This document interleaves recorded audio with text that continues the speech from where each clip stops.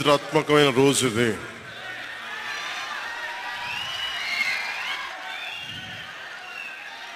చాలా కొంచెం నిశ్శబ్దం పాటించండి దయచేసి నిశ్శబ్దాన్ని పాటించండి అంతా దయచేసి. నుంచున్న దయచేసి కూర్చోండి. మీరు వీడియోలు తీయకండి ప్లీజ్. దయచేసి కూర్చోండి. ఏదో ఒకటి చేయండి. మీరు కూర్చోవాలి, ఏదో ఒకటి చేయండి.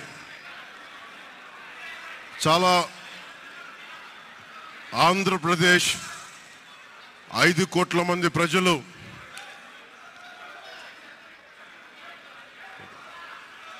మీరు కూడా కూర్చోండి. చాలా చారిత్రాత్మకమైన తీర్పిచ్చిన రోజు ఇది.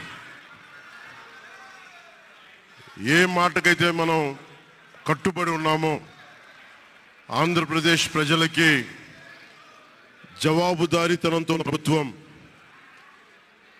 స్థాపిస్తాం, ఏ మాట మీద మనం చెప్పామో కూటమి ప్రభుత్వం ఆ మాటను నిలబెట్టుకుంటుంది.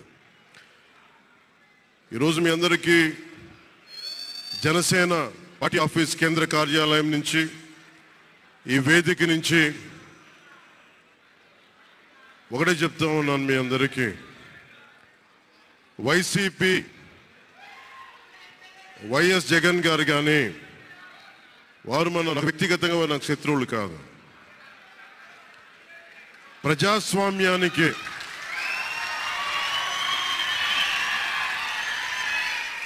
ఇది ఓడిపోయారు కదా అని చెప్పి జనసేన నాయకులుగా గుర్తుపెట్టుకోవాల్సింది. ఇది కక్ష సాధింపు సమయాలు కాదు. 5 కోట్ల మంది ప్రజల కోసం పనిచేసే సమయం ఇది. 5 కోట్ల మంది పైచులకు ఆంధ్రప్రదేశ్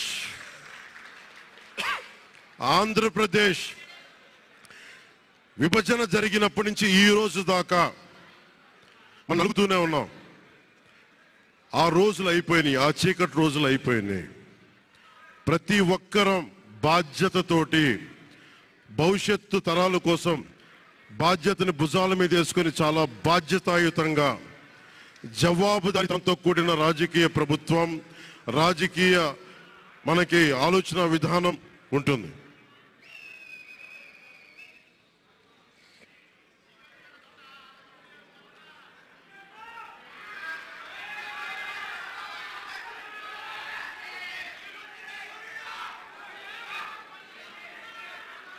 నేను ఆలోచిస్తా ఉన్నాను ఒక క్షణం, ఏం మాట్లాడాలి ఈ రోజు అని. ఒక నిమిషం,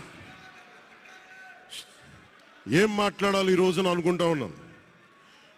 నా జీవితంలో ఎప్పటిదాకా విజయం తెలియదు నాకు.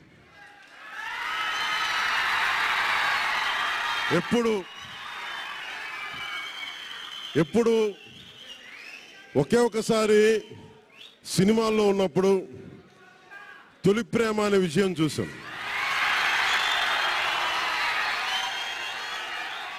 ఆ తర్వాత నాకెవ్వరు నేను విజయం సాధించానని కానీ డబ్బులు వచ్చినాయని కానీ ఏ ఒక్క సినిమా విజయం చెప్పలే నాకు. నా జీవితం అంతా ఎప్పుడు కూడా దెబ్బలు తింటానో, మాటలు పడతానో, తిట్టించుకుంటానో. నేను ఎంత ఎదిగా నాకే తెలియదు. మీ గుండెల్లో ఈ రోజు నన్ను తీసుకొచ్చి 21 గెలిచే వరకు నాకే తెలియదు.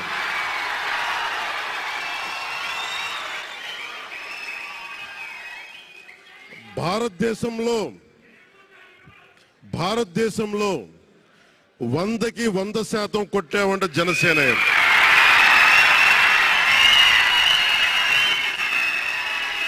100కి 100.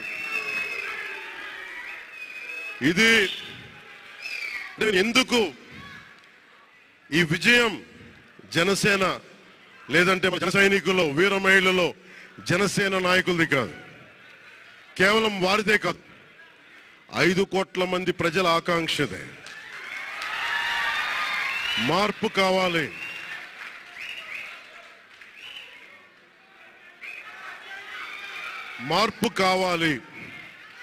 పాలన మారాలి. ఇవన్నీ చాలా మంది కోట్లాది మంది ప్రజల ఆకాంక్ష ఈరోజు ప్రజల తీర్పు.